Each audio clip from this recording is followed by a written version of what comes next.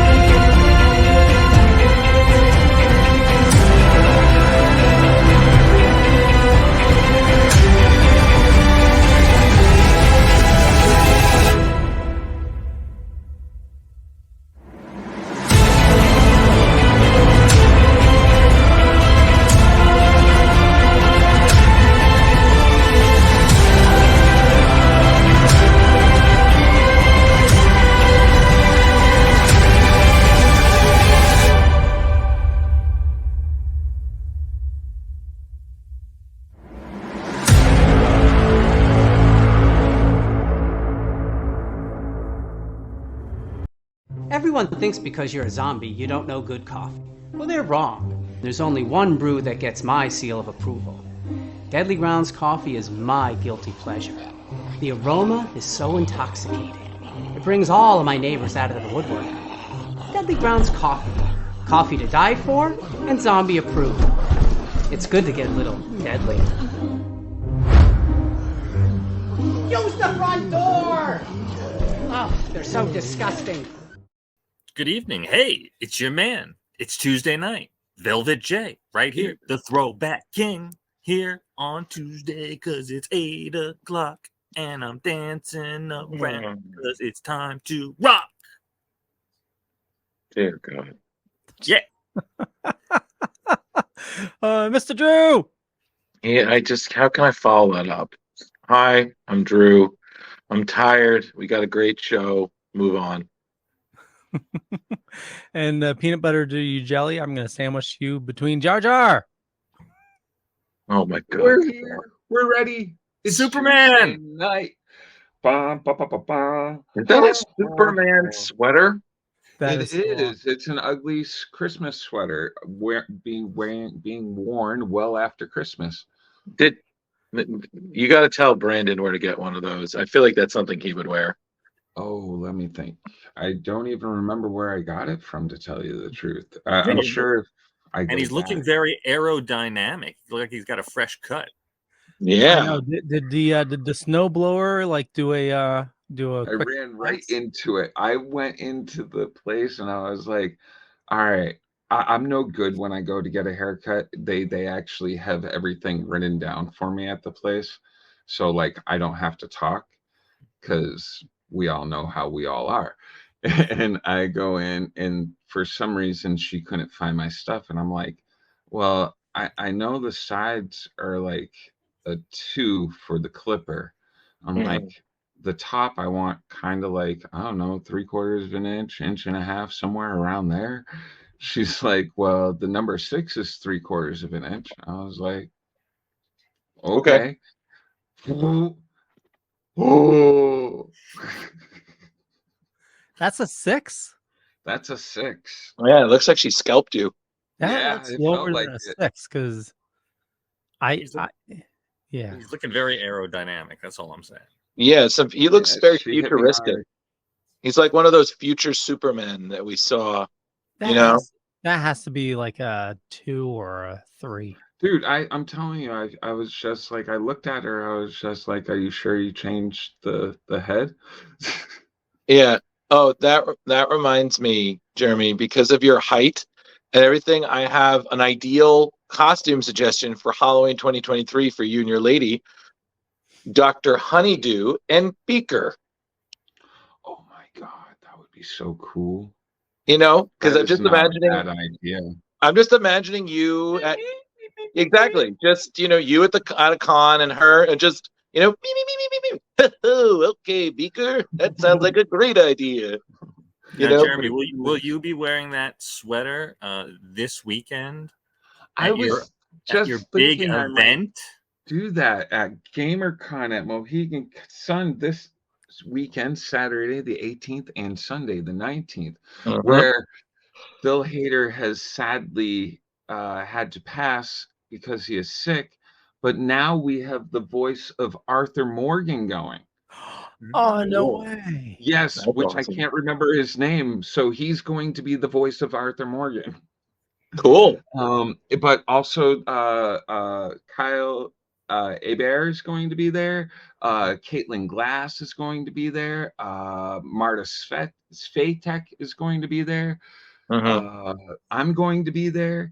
It's going to be tons of fun with all the gaming and stuff, because I believe there's competitions for that. What's the brothers, the Smash Brothers game? There's competitions for all sorts of stuff. Like it's going to be a pretty crazy weekend. Plus, they have some kind of crazy DJ going to be there doing all sorts of. Yeah, they have like D&D games, Magic the Gathering, all that kind of stuff. Yeah, dude. Okay, tabletop games, video games. All right, well, you should come. Yeah, I'm good. But listen, here's the important thing: is that we were going to spend the rest of the week coaching you, making sure you are so freaking ready that you walk in with that video game swag. That Swag. There you go. See, his notes. He's ready to go. That man is ready. Just remember, notes are one thing. Flashcards are a sign of weakness. Don't go flashcard. No. I'm gonna sit there with my big old notes. I'm gonna actually get the. Wait. What's wrong with flashcards? Flashcard. You can lose flashcards. It's harder to lose notes. You should have seen me with flashcards at one of the horror cons. It was funny. I'm never good with this. Yes, that guy. I'm never good with pointing at these things. I always look like I'm pointing up. At least I can get that right. Wait, what the hell are you doing? Got a whole disco going on. I'm just trying to find the right lighting source. Yeah, I feel like listen, guys, we do not want to trigger any of our guests who could seriously epilepsy. Can we not? Like, all right. Either that, or if you're going to do that, Rich, you got to have music on. So it's a splash page dance party. You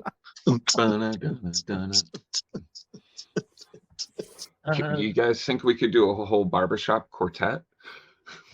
If we do, I'm sorry, it has to be when the Muppets did it to Nirvana, because that shit was just killing me. Oh my God, hell yeah! There is a professional barber quartet in the family, isn't there, Leo? Well, she's not really a quartet, but oh boy, yeah. Can you tell them what I'm talking about, please? You talking about Megan? Yeah, your wife. Yeah. What? Doesn't she sing in that sort of fashion? Yeah. No kidding. I was in a quartet once. Yeah, she what's the I think they're called the Ho Sisters. The Ho Sisters, like H-O? Yeah. Hostess sisters, maybe. Wow. How do you not know this? You were the worst. Leo. You were the worst hype man husband ever. For real. Embarrassed. No wonder she won't come on the show. Yeah, I gave him a softball. I was waiting for him to knock it out of the park, and he's like, she does something. she does something with her voice. She singing. She's one of the Ho Sisters. Yeah, just okay. I'm gonna find out the actual name. She's got a gig at the truck stop. So Yeah, she has two friends that come over, and when they sing is incredible. Really? I'll be up here in my office. I That's hear so this cool. incredible music coming down. Um, So it's or a when she has barbershop free time. trio. Let me guess. Do you when you come in with cookies and hey up, how are my hoes doing? What's going on? How you guys going? I'm sorry, Leo. There's Until some you find the hoes right in name, this we're never house. letting you There's live some this down. hoes in this house. There's some hoes in this house. Oh no! Excuse me, Richard. You have to little hoes in this house. Thank you. But One of what? them calls in sick, wear a hoedown. Oh no. No, no. You got to distinguish if it's a hoedown or a hootenanny. Big difference, Jeremy. But as we're enjoying this banter, I hate to be the one to be directional, but yeah. is there any news we have before we get to the book? News. Yes. So we have some congratulations. Although I rarely ever pay attention to the Oscars, I'm proud did of you. pay attention because the 2015 Terrificon guest that I met, Mr. Key Quan, won Best Supporting Actor, and did a really emotional and lovely speech. I cried. His co-star, Michelle Yeoh, won the first ever Best Actress in the Best Actress category, an Asian actress. So that is pretty amazing. So bravo to her. And yes, amazing. This is Rich. We also have to give props to their co-star Jamie Lee Curtis, winning Best Supporting Actress for the same movie. Long overdue. Absolutely happy for her. Is this her first? This is her first in her entire career, and I mean, trust me, she's done more than enough great work. I'm just glad she finally got True Lies alone. Yeah, I thought she won something for True Lies. Well, point being is this is a long overdue award, in my opinion. Now, I do know, and I got to acknowledge this, that there is a little backlash going on with some people, because some people feel that the person who deserved the award was Angela Bassett, who was there and also made a notable history, being one of the first Marvel movies, that would be Black Panther, Wakanda Forever, ever being nominated for an award like that. Yeah, she did a brilliant job in that movie. Really moving. True story. And honestly, if it had been I'm thrilled Jamie Lee got it, but if Angela had also gotten it, I would have said it's still well deserved. So I know that there's some backlash going on there. Again, I'm always, we're always up for debate in terms of things. It's, many a time we've seen a truly amazing movie get snubbed for some choice. I was like, I have no idea why this didn't, but that it is what it is. We have to remember that the Oscars are chosen by a committee. It's not just one person saying my favorites. So it's unfortunate. And we love Angela Bassett, also a talented actress who definitely has earned her dues and whatnot. I wanted to acknowledge that as well. I know that that's an ongoing discussion in the nerd community. Absolutely. So, and wrapping up in the nerd-related Oscar wins was Brendan Fraser for The Whale. Yeah, his acceptance speech was amazing. Right, and I guess he peppered in a bunch of things that were related to whales in his speech, which I guess is kind of comical. That's funny. Yeah, but he's that movie was really good. I don't know if everybody's seen it. I wasn't ready to cry, so I'm not ready to see it yet. I haven't, but I'm ready soon. I'll get there. It's definitely worth the watch. There was one thing I wanted to point out. I don't know if either of you caught this watching the show, because we know the host was Jimmy Kimmel. He did point out that both Key and Brendan Fraser were both in Encino Man. Mm-hmm. And he was like, man, like what's Pauly Shore doing? And Pauly Shore did offer online, I don't know which of his social media, he did offer his congrats to both of them and had a photo of them in Encino Man. And I was like, oh, that's nice. But I was like, hey, listen, if Tommy Wiseau can be up on the stage, kind of helping to accept an award, there's hope for Pauly Shore one day, right? Well, hey, look at Andrew Dice Clay. That dude came out of obscurity to become kind of respected these days. So I'm sure Pauly Shore. I mean, Pauly Shore also runs the Laugh Factory and stuff. Yeah, he's going to be just fine. He's running his mother's empire, who passed away. Yeah. He's going to be just fine. Yeah. You know, we are going to have a connection with Brendan Fraser. Yeah. I wanted to do it so bad, but I'm like, I'm not Brandon. Oh yeah. He right. He was the one who corrected me. Right. Sorry, Brandon. No. Coming up, one of our guests is going to be the gentleman who took over for him in George's Jungle. Right. Oh, right. Yeah. That's happening in May. Right? May, April? I don't know. I think April. Yeah, and by the way, side note, gentlemen, I finally did it. I did email Tony Harris and Michael Reese. Nice. So when they get back to me with some dates, I'll let you know. But that's two more great guests that we could have on there. So let's just Infinity Stone collection this year. Just, bam. Let's just fill it up with all these great guests. Oh, yeah. Yeah, and speaking of Leo, is there like forms we can fill out to win more awards? We have just that lonely one award. Is there like a PO box we send like, hi, look at our show? We gotta find other podcast awards that are going on. Okay, cool. Add it to the list. All right. More Google alert. Yeah. What other news do you guys have? For once, I have no deaths, so I won't be bringing it down. I hate you all. Well, my last one is I sent the link. I don't know in the chat, Leo. I don't know if you can share it or not. But in South by Southwest a couple of days ago, they premiered the retractable lightsaber. So it actually looks like in the movies type lightsaber. It's pretty impressive. I know they've been upping the technology the last couple of years, but this I think they got it to do that. That is like so well, cool. you can't fight with it. There you go.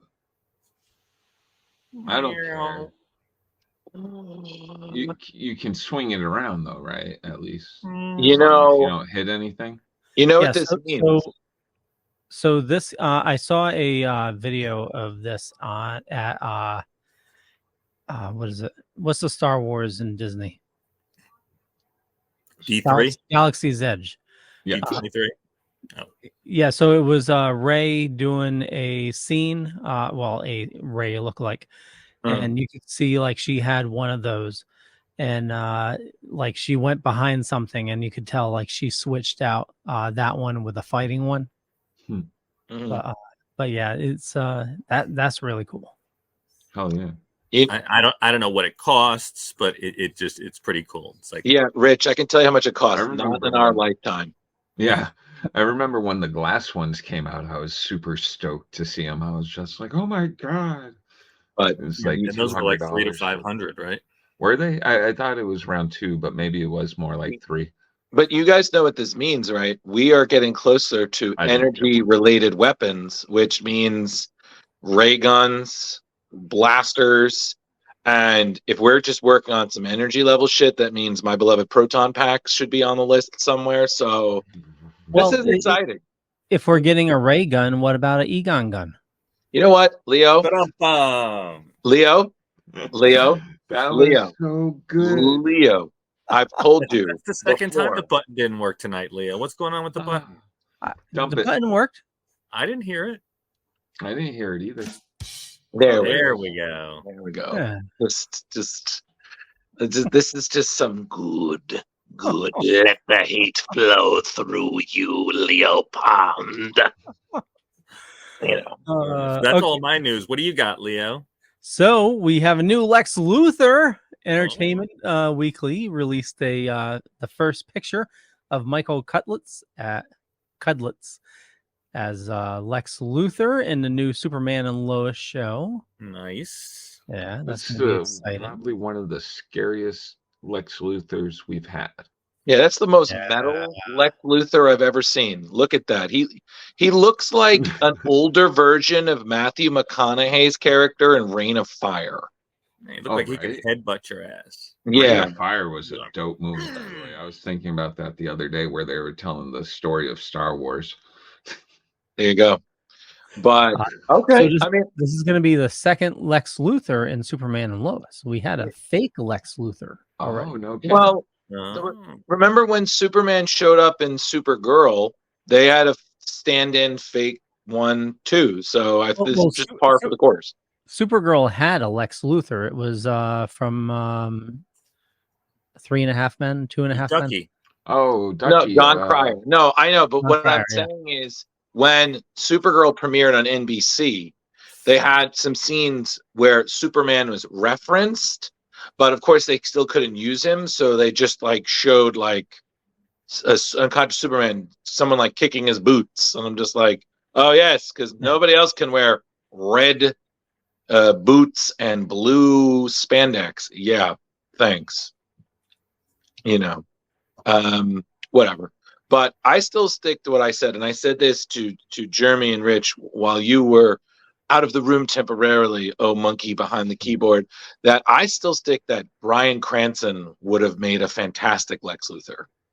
The Dorkies. I like that. Tom, we've thought about it. You never know, might happen. And the dork goes to and most puns go to Leo Pond. Come on down. No, I think PJ would definitely get that. 100%. Yeah, he's nonstop pun. He's like one big pun. He's wonderful. It's kind of true. He's wonderful. But Not it was all of them are great, but sometimes. So, spoiler alert, if you're not caught up with Superman and Lois, when John Henry Irons popped up, he said he was Lex Luthor. Yes, he did. And I remember that. It turned out he wasn't.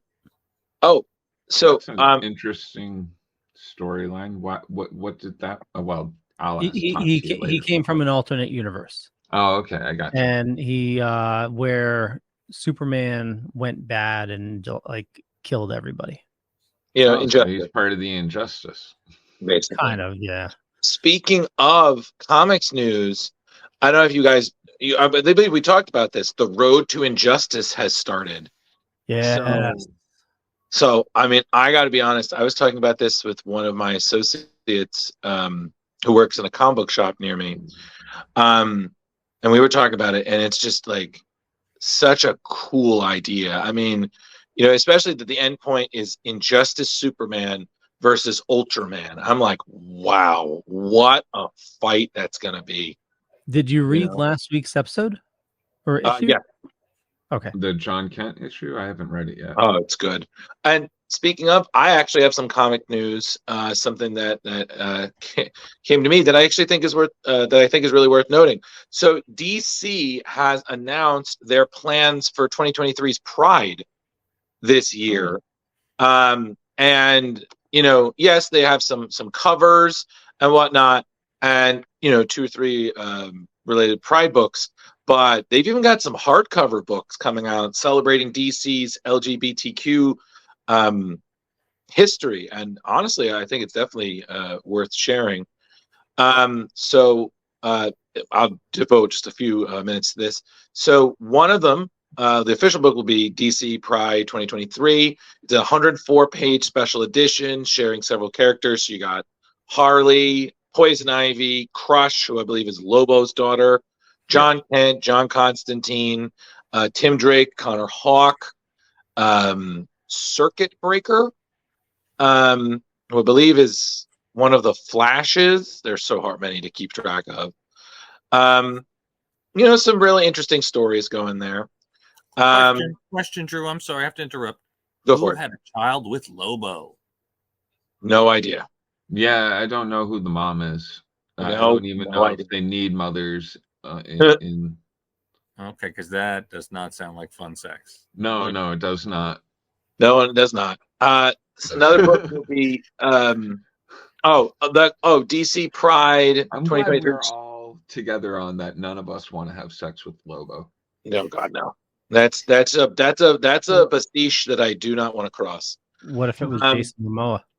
You know what, Leo? You're distracting me from my news. So, DC Pride 2023 stories and teams.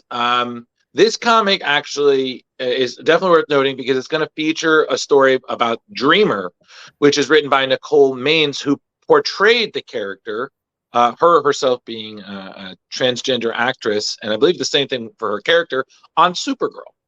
So this is one of those stories, which I believe is something similar in the same line of Kevin Conroy last year writing his story about Batman and coming out, because I myself, it didn't really bother me, but I was like, wow, I did not know that he was a gay man. I was like, no idea. I had no idea, and I was like, nope, doesn't affect anything. He's still Batman. But let's see. There are a few stories here. We're gonna have. Did you say you had no news? I know. I was just like, holy crap! For a guy who had no news, you're like, you guys got to give me 5 minutes. I'll find something. So, but the other big thing. Oh my God! Is that, could you imagine the show after a week of him searching? Yeah, you'd never get me to shut up. Well, the other great thing to note is that I think this is Grant Morrison is returning to multiversity, which I don't know if you guys. Yeah, thank you, Jeremy. Multiversity was a small limited series that he did with a bunch of one shots about the multiverse, all written by Grant Morrison, all in his particular fashion, each one a different artist. Jeremy, I'm not sure what era of DC that was, but I believe that was right before the New 52. Yes, it was, because it was true. Grant can be a pretty wacky at times. So what was the writing style on those? He sometimes he believes he's a wizard, right? No, that's Alan Moore. Well, I thought they both did. Grant Morrison just has done so many hallucinogen and affecting drugs, which if you've ever read his he work, was great on Doom Patrol.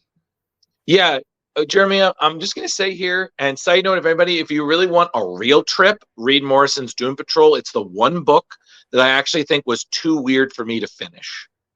That's all I'm saying. It is freaking odd. It is a weird book. Let's see what else is there. And that says something coming from someone who loved Next Wave. So I love Next Wave so much. Now, there is a hardcover that's coming out May 16th. It's called DC's Book of Pride. So it's an illustrated hardcover that profiles more than 50 LGBTQIA characters. Harley, John Kent, Nubia, Tim Drake, Batwoman, Aquaman, Dreamer, Circuit Breaker, who I guess is a new character, and many more. So this is authored by writer Jedzia Axelrod, who authored Galaxy, the Prettiest Star. So it's going to illustrate the histories, the origins, and powers of DC's leading queer superheroes and supervillains. So that coming out May 16th. And there's one other book. It's called DC Pride Through the Years, which is an 80-page book. It's a special edition comic. So it's basically collecting 3 issues. The Flash issue number 53, where Pied Piper comes out to the Flash. Detective 854, which was the first solo Batwoman comic. Batwoman later revealing that she is a lesbian superhero. And then Supergirl 19, which tells the story of Lee Serrano, who's a non-binary teenager who befriends the Girl of Steel. And there also will be a new story featuring Alan Scott, who, as we know, is the Golden Age Green Lantern, who within, I believe, the last couple of years came out as being gay. This arrives in the store June 13th. And there also will be a bunch in May, of Pride covers for a few characters there. I'm sorry, Leo, I didn't have time to send you the list of the images, but you got John Kent, Batman Incorporated, Detective Comics 1073, Green Arrow, Harley Quinn and Poison Ivy, Nightwing, Spirit World, the Superman issue 5, Tim Drake Robin, Wonder Woman 800. Yes, everyone, Wonder Woman is hitting her milestone in May of issue 800. And yeah, so that's my news. So, you know, I agree with this art where I saw this. It's really amazing how much DC is really putting so much more into this than Marvel is. Like, I don't really recall such a big presence for Marvel for Pride as the way DC's been putting in. So definitely pick that up, Marvel. So that's only news I had. So Nice. I don't know about you guys. What else? Well, you touched on it a little bit, you know, so we're entering dawn of DC, and there was an interview I was reading about. So we know that they're going to have Injustice Superman, but apparently he's not going to be the only main villain.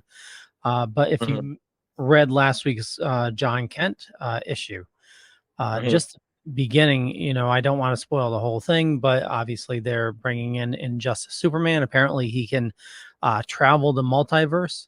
Oh, boy. And there's one scene where, sorry, Velvet? Yeah, Leo, I just want to be clear with this because it seemed confusing on our last episode. When you say Injustice Superman, you don't mean the Superman from the Injustice universe. You mean Ultraman, correct? No, he means He means the Superman from the Injustice universe. Yeah, And Ultraman is going to be in this. Both of them from the Crime Syndicate world, which would be okay. They're both in the series. Okay, I just wanted to be clear on that. Thank you, Leo. Please continue. So yeah, he's holding Superman by the head. Did I talk about this last week? I think you did. This sounds oddly familiar. Okay, so forget that. Yeah, because he's has him by the throat. And it's story time, damn it. And he has him by the throat, and it's Lois. And I said, "You always talk about Lois," and then, oh yeah, that's right. Yeah, he snaps. Yeah, snaps his neck or burns his eyeballs out, or just something very violent. Oh yeah.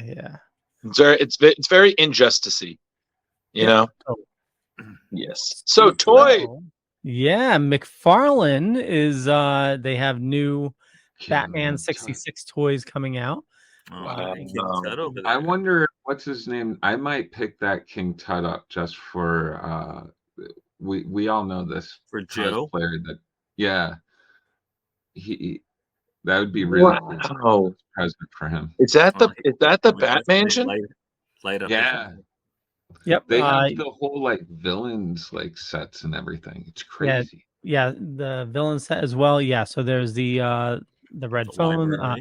So the statue, the head actually pops up. Oh no kidding.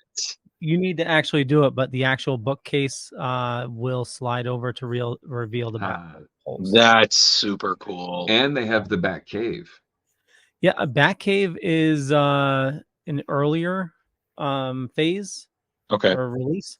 So it's on Amazon right now, but it's it might be a little hard to find.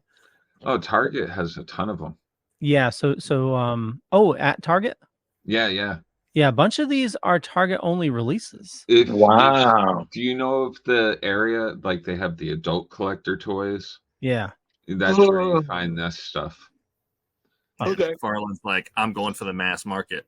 F the niche market. I'm going for those older collectors. Yeah. Mm-hmm. Oh, I love going into the Targets now. They have like a lot of cool adult toys. Adult toys, huh? Yeah, that sounded really bad. Yeah. They have toys meant for us older adults that collect these toys. Yeah, thank you, Jeremy. That was so much better. Yeah. Yes, Robin, get the bat dildo now. Gee willikers, Batman. So this set here comes with 4 figures. That's cool. Wow. Yeah, with the lunchbox. I was going to say with the lunchbox. Yeah. So the adult toys come with 4 fingers. Is that what Leo said? 4 fingers. Maybe a fist. I love that they come with little like bam pow. Yeah, it's the little details. Is the King Tut available to order? Yeah, pre-order right now. All right, fantastic. Well, we know what he's doing after the show. Yes. No, that's super cool. If my dad, who's the biggest fan I remember, was a collector, I'd be pre-ordering those right now. So, Indeed. and he's always going. Anytime I talk about Batman, my father would always be like, "Oh, in the '60s show," and I'm just like, "Oh my god, Dad, it was like it's over 50 years ago." Well, Robin. Batman got a lot more serious. It's always like, "Oh, King Tut or Mr. Freeze or the Riddler," and I'm like, "Oh my god." It was a great show. We loved it. Drew, are you mocking your father for being No. a nerd? No, I'm not mocking him. It's funny when I try to explain that how much Batman has changed. It always comes back to Batman 66. He just loves that era. That's his thing. I know. It's just so funny because we'll just be talking, and I think I'll have got him hooked on something else, and he's like, "Well, this." I'm like, "Oh my god!" And here we are back to the beginning. Supergirl. Is that Kara Zor-El? Is that from Injustice? Yes. Nice. Yeah. So McFarlane has released a Or these pre-order. page punchers. Yep, page punchers. Oh, sweet. What does that mean, page what puncher? They Color come with page comic books. Yep. They come with comic Oh. books. Oh, I get so excited. Oh, Like I have all the 3-inch ones. Hold on. Okay, These smaller ones, yeah. they come with these little figures, but Right. they all come with a comic book too. And like, Oh, to okay. me, that just makes everything so cool. Like the Batman one comes with Batman 608, I think it is, the first Jim Lee cover. The Hush cover, yeah. Yeah. Well, there's a Rebirth Batman now too. That's Yeah, I know. I saw that. Nice. Okay. So, That's Leo, cool. are any of those on your list? No, but I have to tell you. So I showed you this before the show. My NECA Alf just showed up. Very That's cute. so cool. Oh my god, I think I may be addicted to NECA. Yeah, you can't bring Does he Alf come over with to a my cat? house. I have 2 cats. He comes with a popcorn bucket, glasses, and a cat sandwich. Ooh. I can't. Yeah, you leave him over there. You are a bagel. But I'm You shocked at the are a quality of the NECAs. Like, I Yeah, mean, that's really detailed. That looks really good for that size. yeah. So I've been looking at other NECA figures. Do you have that on your desk? Because I'm sorry, if I had like an Alf to look at, I would never get annoyed at work. I would just see that and just, you are a bagel. There you go. Great. There you go. Prove it. See, if I ever find somebody who's dressed as an Ewok at a convention, it's gonna be very odd if I come across this like, excuse me, can you hold on a second? I have somebody who needs this. I was like, can you tackle my friend?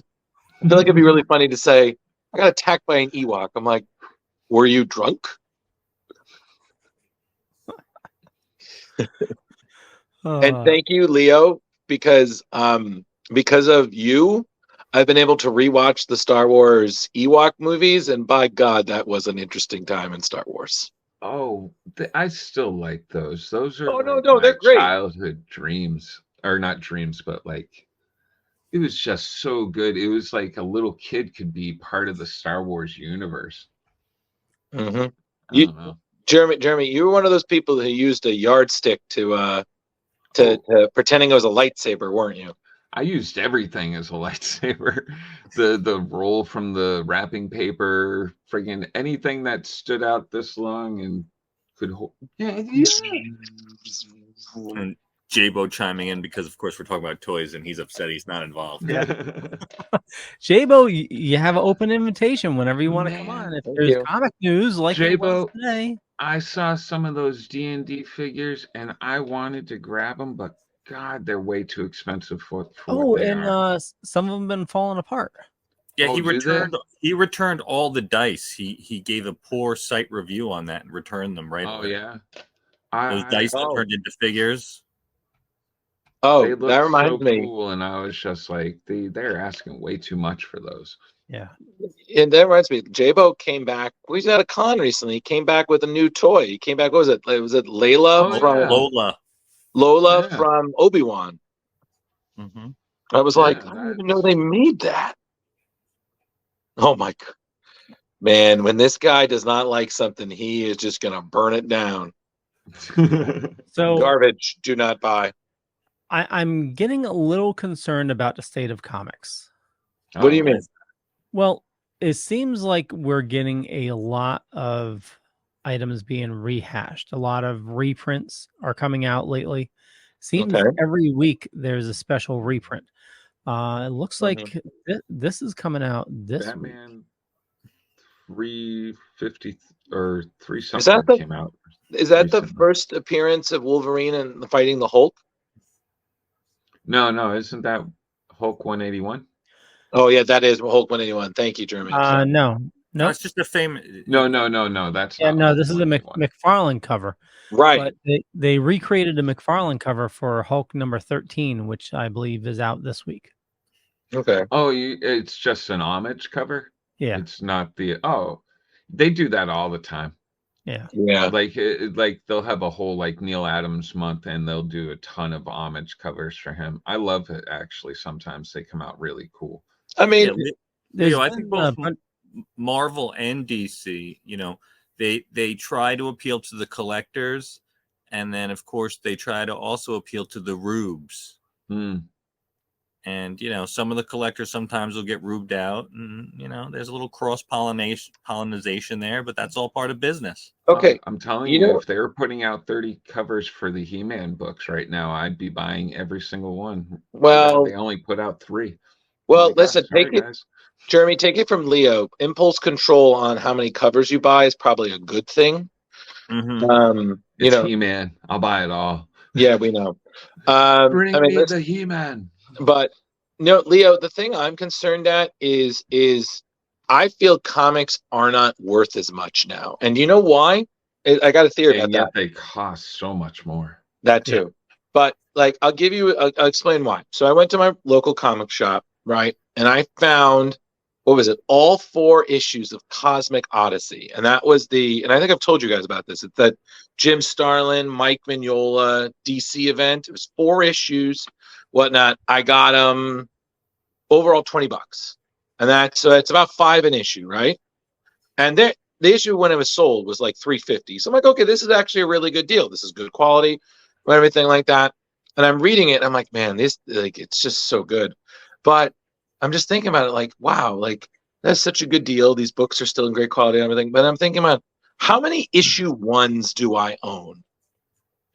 That's what I'm thinking about, and that's what's really killed comics, in my opinion, is that we keep relaunching, and then we do it for a little bit, and then eventually it goes back to the original numbering because we want to make that big bucks for that issue 800, issue 9,000.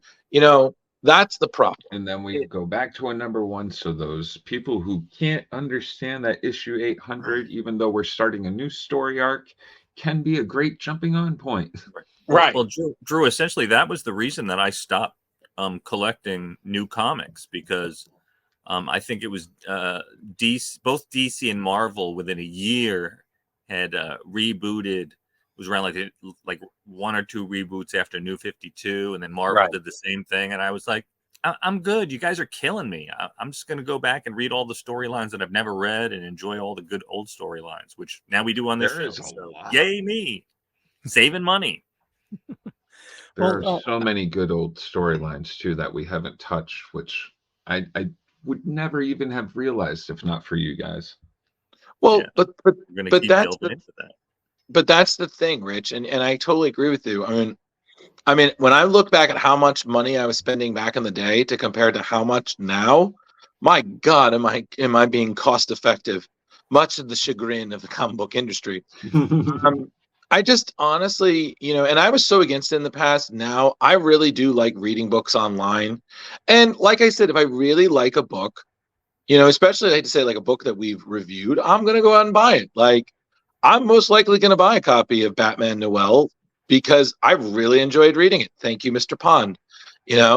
And I've recommended it to other people. It was great. And it's the same thing like when I talk to, occasionally we are in touch with people who watch our show and whatnot. And they're like, oh, yeah, I had no idea this series was out. And I read it. Like hell, we reviewed Sex Criminals last week. Our guest, Carrie, she read the first arc and then she read the whole damn series and she loved it. It was just, people, that's like Jeremy pointed out. This is what we do that's it's that we're reminding people of what's out there. It's not just what DC and Marvel are putting out right now, and also the other guys. It's also stuff they put out that you didn't even really know that set the foundation for what the current DC and Marvel are building upon. And it's just pretty cool, man. So I was a lot like you, where I wouldn't read digital for a long time. I was like, I want the hard copy in my hands. I want to smell it. I got to have that print. Man, as soon as I went digital, there was no turning back. It's pretty. Don't get me wrong. I still pick up the hard copies of like Batman, He-Man, stuff like that I read religiously. Right. But like other stuff, I'm just like, oh, let me go over to the Kindle. Well, I mean, yeah, exactly. Like I loved like Velvet recommended White Knight. I've read all that digitally, but would I buy it in hard? Oh, absolutely. They did like an ultimate White Knight hardcover edition. Hardcover book. That'd be amazing. Yeah. I mean, I'm sorry if that I swear we're all gonna chip in. Velvet. There you go. That's Christmas, birthday, Hanukkah. Hell yeah. All that wrapped into one. I would cherish that so much. I'd like them to do like kind of like what they did with the last Dark Knight series, where they put it into the hardcovers, each one into a hardcover, and then the guys all made a picture. Right. I love that. That would be really cool. Speaking of news, and Leo, you reminded me of this earlier.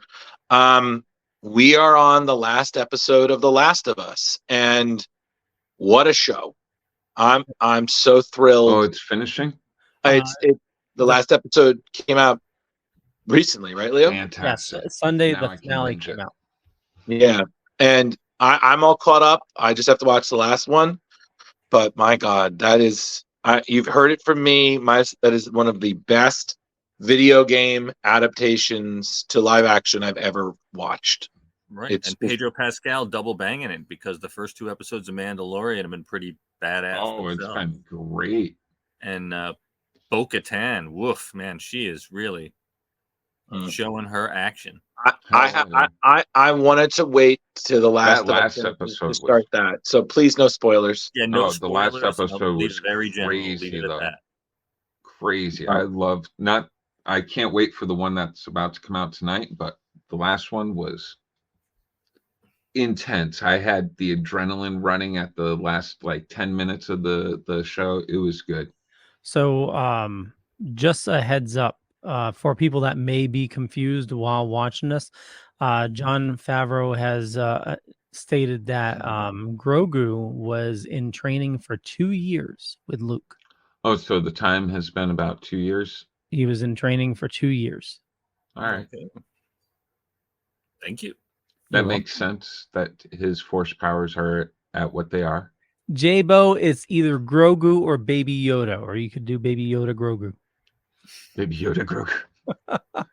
But you also accept little green guy. Little green guy. I call him a murderer. Disney marketing genius. He wasn't a murderer. He's a murderer. He's eating people's babies and stuff. No, they weren't. They weren't fertilized yet. Oh, they weren't fertilized. Yeah, that was the thing. They needed. So he just ate the possibility of life. Yeah, exactly. There was a possibility of life. Neil's like, if it's cute, it's okay. It was the last eggs that she could produce, and then you know what, Jeremy? Hold on, Leo. You know what, Jeremy? If I ever see you eating ribs or chicken or something like that, I'm judging you. I'm like, oh, I'm a murderer. Yeah, exactly. I'm about to say, like, cute, man. He was eating frogs and stuff, like. Yeah, I'm afraid to like anything smaller than that kid's hand. Yeah, and it's alive. He's gonna eat it. Oh, yeah, well, that's why all the spiders attacked in the second season. Yeah, that was a great episode. The whole show. But I mean, I have no problem saying that's my favorite Star Wars product. I think maybe ever. Oh yeah. Mando is just that to me is. I was like, I'll say, you know what? I'll be honest, and I don't really care who gets upset about it. That saved Star Wars for me because I'm sorry, the last trilogy left a bad taste in my mouth, and I was just ready to walk away. But Mando came in, and I was just like, And listen, if you guys are Star Wars geeks, look on YouTube. There's a recent chat between Dave Filoni and Jon Favreau. They're such Star Wars nerds, and they're just having such a good time with their career and awesome. chatting about it. oh yeah, It I've sounds seen amazing. those videos. It's I've very seen It's some of cool that. to be like the super fans of this stuff and being like, now we're creating the universes. Yeah, That's listen, got to be Jon amazing. Favreau started off Iron Man, the whole Iron Man in the MCU, and now he's doing Star Wars. I mean, what nerd fantasy is that? I mean, For real. wah! Well, I mean, I think it's just Rich. It's just an ongoing discussion of. It's just an ongoing discussion of fans sometimes do it better, and the best example of that would be, in my mind, Henry Cavill is The Witcher. You know, he was such a big fan, you know, that he really made Geralt his own, and the reason that he left the show was because he had some serious issues with them deviating from the source original material. character. Yep. You know, and he warned them. He said, if you guys keep doing it, I'm out. And they were like, they called his bluff, and he was like, nope, I'm done. So, you know, Well, it's But- same. Well, not the same, but like, you know, he's very careful about the projects he picked. That's why he picked Warhammer, because Mhm. he plays Warhammer. And Leo, so many nerds were so happy when he's like, oh, I want to do a Warhammer movie. Even me, I was like, I've never played this. I've only seen this played. And everything. I was like, I'm sorry, what? What a glorious day. He was on I forgot, it was some, I think it was a British show or something like that, but he's talking about they asked him about something, and he started, you know, he mentioned Warhammer, and he said, oh, he didn't want to geek out, and then turned out another guest does Warhammer. Then they started geeking out about paints and stuff like that. It was crazy. Yeah, there you go. Prove my point. But fans just do it better. This is how it's always been. And they are all talking about Star Wars and the Mandalorian series. Are you narrating what we're doing, Jabo? Yeah, he's just a step behind. Oh, okay. I was just all right. So, do you guys want to get to the book? I don't know if you have any other. Yes, sir. Yes, sir. Okay. There it is. Before we discuss this book, do you guys want me to give a little disclaimer about this? Because I was talking to one of our fans about it. She was a little confused about. Well, she also read both Spider-Man and Spider-Man 2, the sequel, so she's a little confused because there is a jump there. I can give a somewhat early disclaimer if you guys want with this. Disclaim away, Drew. Okay, so hello. Everyone. I mean, excuse me. I mean, Screen Rant's Drew Malo. I hate you so much. So everybody, this Ghostbuster book, Man 1984. I hate you guys so much. Let me talk On once. Instagram. All right, so Spider-Man is a 2012 miniseries written by Brian Michael Bendis, illustrated by Sarah Pichelli, which has Beautiful the first illustration. indeed. Also, brilliant, beautiful covers by Jim Chung. Gotta always give him credit. And basically, this is the first official crossover between the mainstream, aka 616 universe, and the Ultimate Universe, aka Universe 1610. This was something that had been talked about for a while. And while this isn't the first crossover that the Ultimate Universe has seen, I believe one of those would have been the Squadron Supreme universe in the Mega Ultimate Power series, which was a few years ago, like 2009. This essentially has Miles Morales early in his career as the second Ultimate Spider-Man, meeting up with Peter Parker over their mutual enemy, Mysterio. And essentially, the disclaimer there, everybody, is that the version of Mysterio that we earlier saw in the Ultimate Universe is now revealed here to be a mind controlled avatar for the 616 Mysterio. So not only did Spider-Man's Quentin Beck discover the Ultimate Universe through a rift in time, but he also created technology to essentially go to a parallel universe and attempt to create a criminal empire there.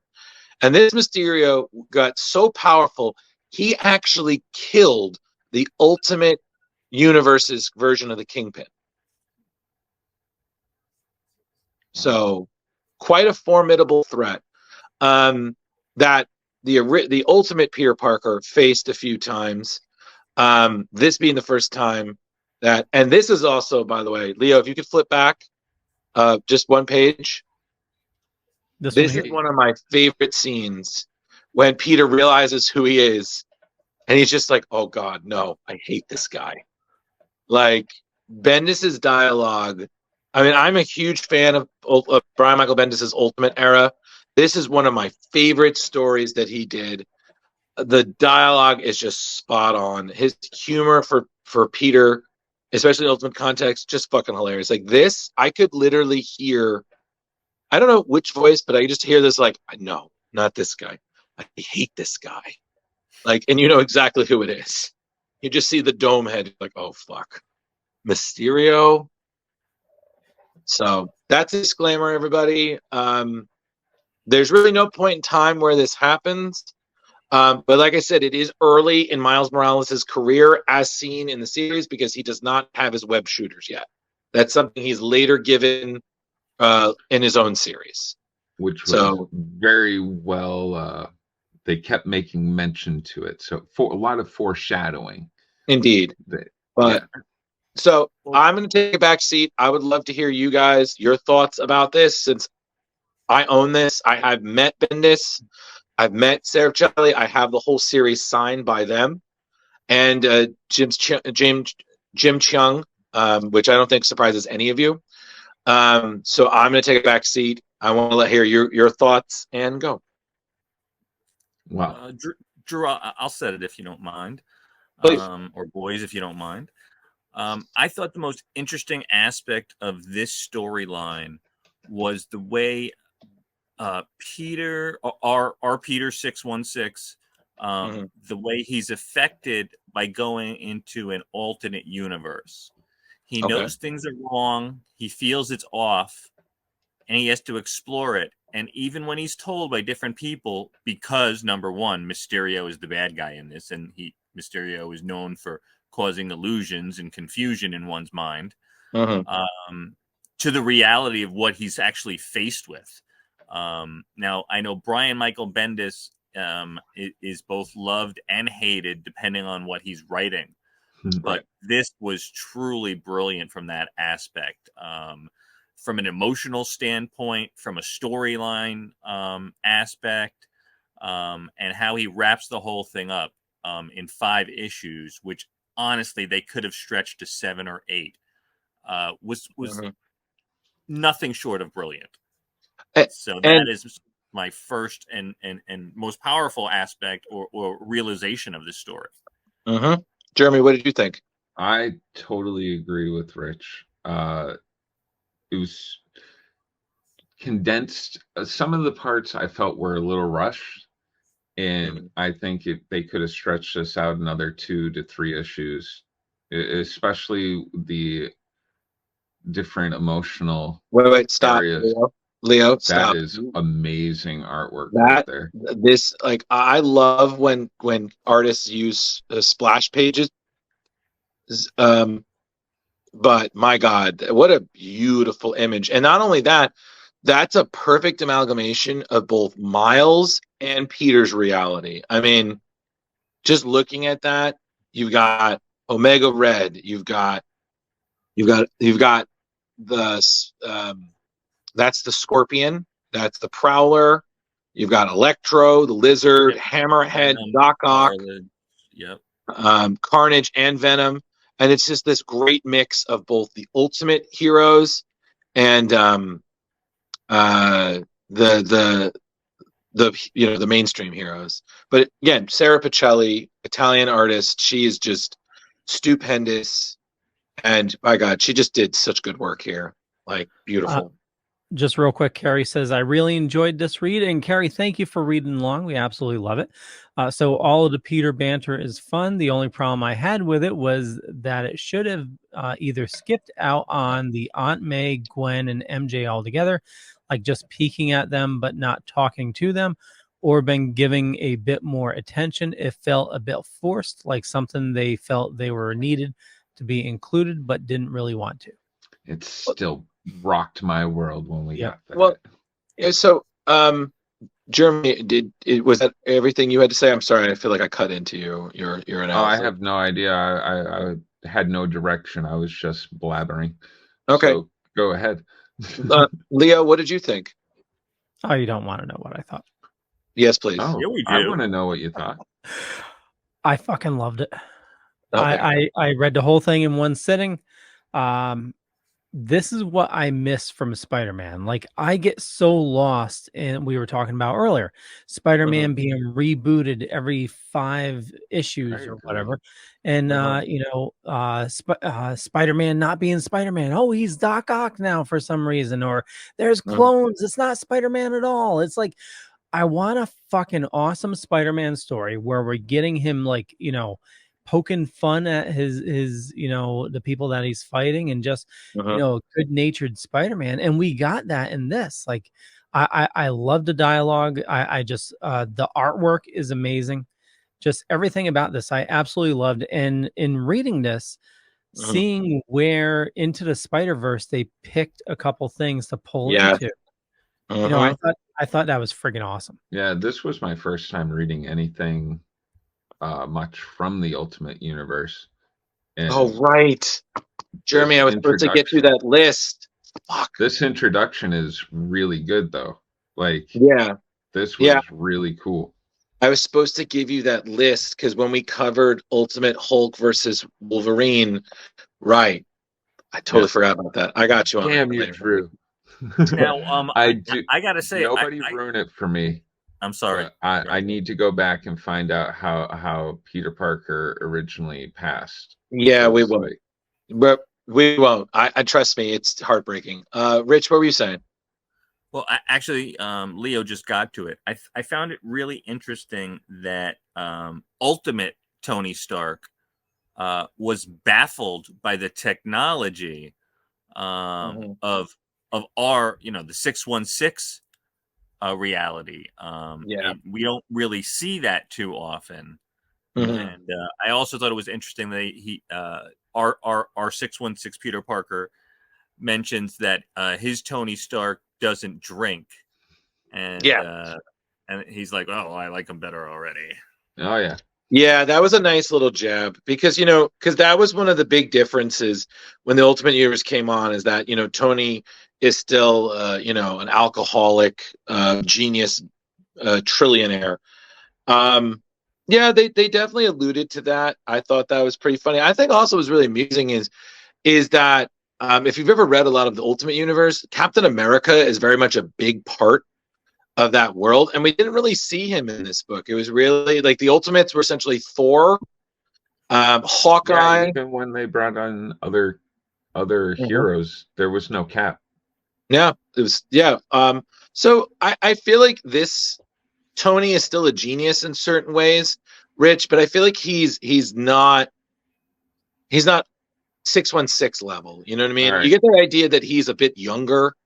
He's got some limits. Like he's a genius, but he's got some limits that I feel like 616 doesn't have, simply because of experience. But they're still very much Tony Stark, Right. And although I rarely disagree with Carrie, I can see her point a little bit with MJ, because the MJ really didn't get properly pulled into the story. But Gwen and Aunt May really felt essential to grounding Peter in both realities. I just wish it was a little bit longer. Yeah, I feel like, honestly, Rich, I agree with her in that maybe if we had one more issue that could have gone into it a little bit more, and maybe more about their Peter, that could have been cool. And maybe that issue could have explored Peter meeting the ultimate Mary Jane and, that kind of thing. And I think we all agree that this could have gone 2 or 3 more but issues. it did But it looked rock like me. he was just going for a concise, short, solid story. And Indeed. Yeah, there Well, was no filler. No. You bang, bang, bang, like And- right through. And I will say this, because like the humor is just so spot on, and there's some moments in here that I really loved. One of them's coming up, but one that Rich, I know you and me shared. It's where Peter is admitting that Ultimate Nick Fury is totally cooler than his Nick Fury, which I believe is in the previous issue. Leo, if you wouldn't mind flipping back to that, please. Yeah, just real quick, I thought this was hilarious. Tony Stark saying he wants to go through the portal, and Nick Fury's, no, you're not Yeah. going. Just for a day, you know. Oh yeah, just for like, I'm just admiring it. Yeah, can you admire it from over here? Can you just, just that he knows Tony, that he's too eager to explore. Yes. He's like, can you admire it from over here? step Oh, away dude. from the portal. Yep, it's up. Wait, a little bit more, Leo. It's the next one. Dude, when May realizes that's her Peter, No. that No, destroyed me. Leo, you were in the right issue. I was just saying it was the next page. You've gone too far. Yep. No, keep going. A little more. To us. What? One back. Wait a second. Hold on. Scroll down. That was down. Damn it. Where What is page it? was it on? Just tell us the scene you're looking for. I think No, he's it's the looking one where for- he says where he says, Oh, right. you're totally right there. right there. Right there. That one. Oh, in You the know- car, yeah. Yeah.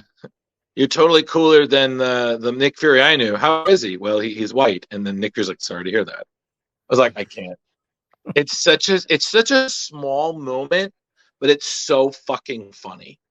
Well, it's also know? poignant because you almost forget at this point that Marvel's Nick Fury used to be a white guy. He's been now the Samuel L. Jackson character from when he started at the Ultimate Universe, and that ended up carrying over character-wise in the regular 616 universe. So, Well, yeah, exactly. And they've made it that version of Nick Fury is his son, like his son out of wedlock from something like that.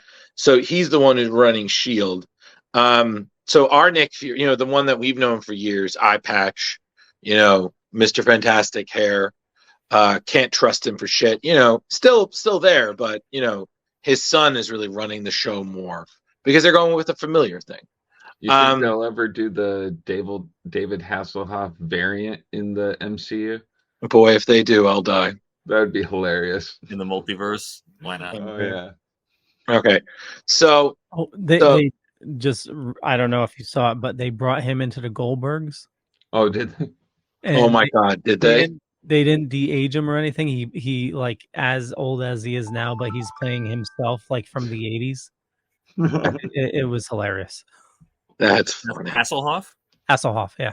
Okay. Oh my God, that's pretty funny. Hilarious. So, I mean, this was all wrapped up really nice, but I'm sorry.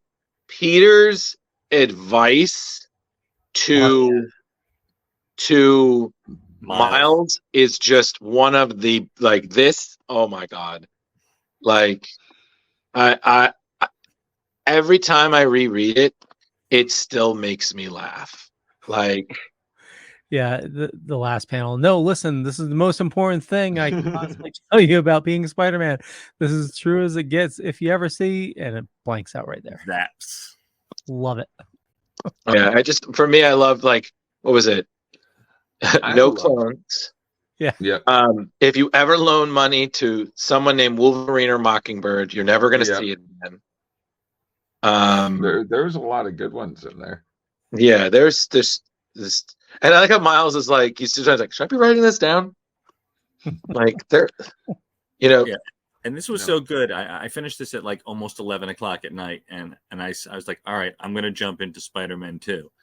And I got halfway for the first issue, and I'm like, okay, I need a much clearer headspace for this one. Yeah. Is it much more? There was a lot of time jumping in like half an issue, and I was like, all right, I'm confused. I know they're going to clear it up later, but I'm going to start over fresh after having just read a whole series. Well, it's I love also how they end this one with Peter looking to see if there's a Miles in this universe. Well, that's what hooked me to start the second. Oh yeah, Yeah. wait. I have all the dialogue for that scene. Can I please read it out loud? Go for Yeah. it. The Peter Spiles. All right. So, don't let anyone clone you. Seriously, and only date one girl at a time. Oh yeah. And if you find out a guy named Dr. Octopus is going to marry my Aunt May, stop it. And don't let anyone named Wolverine or Mockingbird money. You'll never see it again. And once you beat up the bad guy, leave the crime scene as soon as possible because they'll try to make you clean it up. And wash your costume like daily because it will get funky and people will make fun of you. And no matter what, never. Should I get a pen? No, listen, this is the most important thing I could possibly tell you about being Spider-Man. This is as true as it gets. If you ever see a Time warp. Yep, beautiful.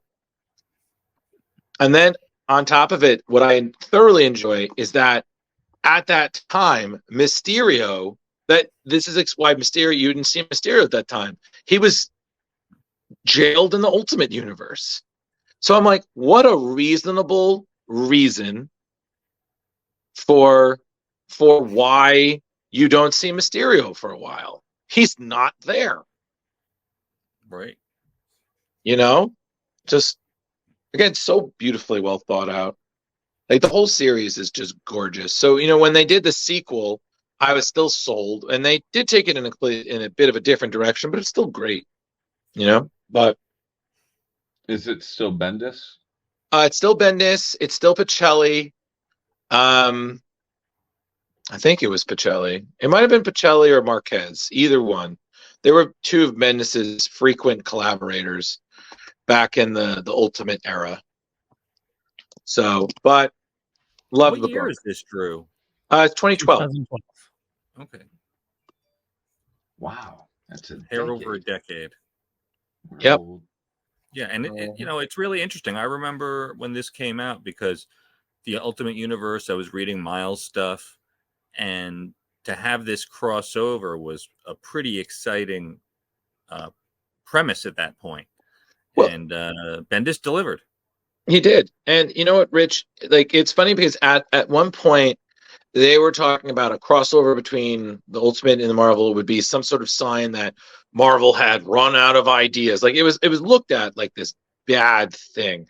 And it's funny because, Rich, in the past they had done like what were called their fake outs. Because remember when they introduced Marvel Zombies in the Ultimate Fantastic Four? Mm-hmm. You went in and you thought, oh, hey, like the way this is looking, it's like they're going to cross over. And then the twist was it was the Marvel Zombies universe. So they've done those before, but you know, this was officially the big one. And then years later, they'd cross over again, but that was during Secret Wars. So, yeah. Listen, You know. they tried with Ultimate Universe. It worked for a while. It was way better. I'm trying to remember what their first reboot universe was called, where the Star brand came from. Oh, Fuck, I know this. They were all going blank out, but yeah, that was an utter disappointment. Are you talking Heroes Yeah. Reborn? No. I'm talking about like way back. Oh, you said Star brand, right? Yeah, where Star brand was originally originated. Marvel tried like I don't know, it was like called New Universe, and like that's where like Star brand originated. And there was a bunch of different titles that just I don't even think it lasted a year. It was the Masters failed of the Universe came out in that publication. New Universe, is that what it was? Yeah, it sounds about right. New Universe. Yeah. It's New Universe. It's New Universe, right? That was in the late 80s, 86, 89, right? Yeah, I still have some brain. Yeah, that did not work out. Leo But is all smiles I know over Leo there. did not want to have a super long show, and we've been pretty concise on the show. So how about we rate this bad boy? And Leo, why don't you set it off, and we'll do it clockwise. Okay, I am going to give this 4.5 web shooters. Nice. Very nice, very nice. Good stuff. I am going to go close to Leo. I'm going to go 4.35. What does he call them? Web zaps, Drew? Oh, the Venom. Venom zaps. The Venom stings. Venom stings. All right, 4.35 Venom stings. You always got to be different. Zap, zap. I'm gonna go 4.65. Oh, I'm gonna go thwip. Okay. Flips. All right, and Drew, wrapping it up with. I'm gonna give this. On camera, please, sir. I hate you both. I'm gonna give this 4.65 Triskelions. So that's a lot of ultimates. Yeah, honestly, this was a great book. I'm so glad we all pretty much rate this pretty highly. I think also, just briefly, this is a great thing to read and kind of act as an introduction, because you don't need to know too much about the Ultimate Universe in order to appreciate, which I think is a testament to Bendis, because this could have been super continuity heavy. He made it very effortless. And I agree with Leo. This is just a fun book, and I really miss that with Marvel Comics. And to be quite honest, this is what I'm excited about, because spoiler, sometime this year, the Ultimate Universe is coming back. They're relaunching it. And this will be written by Jonathan Hickman, which, if you guys paid attention to what he did with the Avengers and the X-Men back in the day, like recently, I'm very excited, because this is going to be great. And it will be drawn by Brian Hitch, who worked on the Ultimates with Mark Millar in the early days of the Ultimate Universe. So I'm very excited. I think this is going to be a great restart to the book. So when it comes out, I will be buying that. Well, I hope he leans more towards the Avengers Hickman than the X-Men Hickman, because the X-Men Hickman was fucking confusing. Yeah, we're not going to go there. But yes, so Leo, that's the show. Sign us off, my man. Okay, we're going to wrap it up. But just real quick, one thing I forgot to mention. If you didn't see it, this week's episode of Saturday Night Live, they have Professor X. I did see that.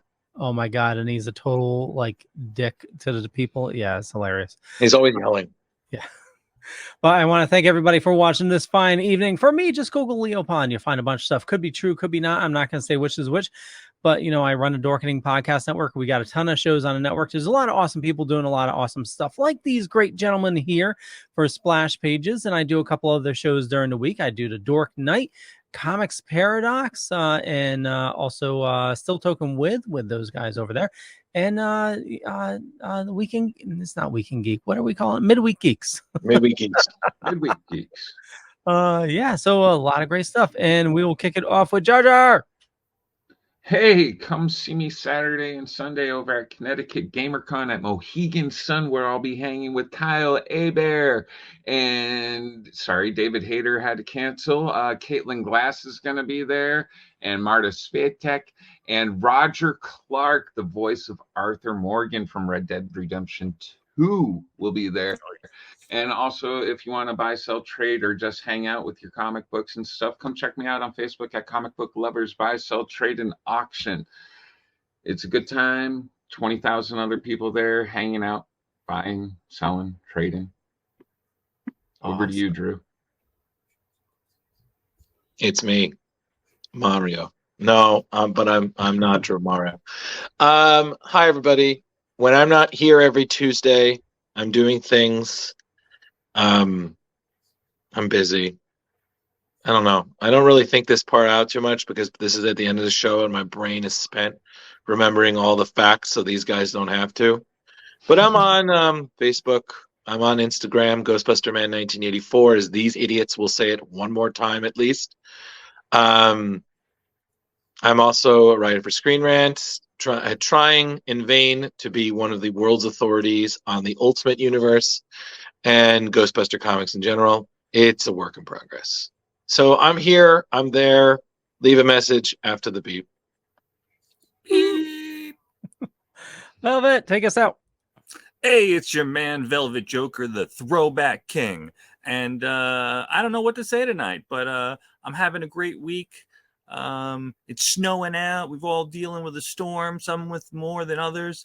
And I'm doing good on TikTok, Velvet Joker 1. Also on YouTube, Velvet Joker 1. Got over 125,000 views in the last month. Killing it, doing it, building. Good night. Catch you guys later. Deuces.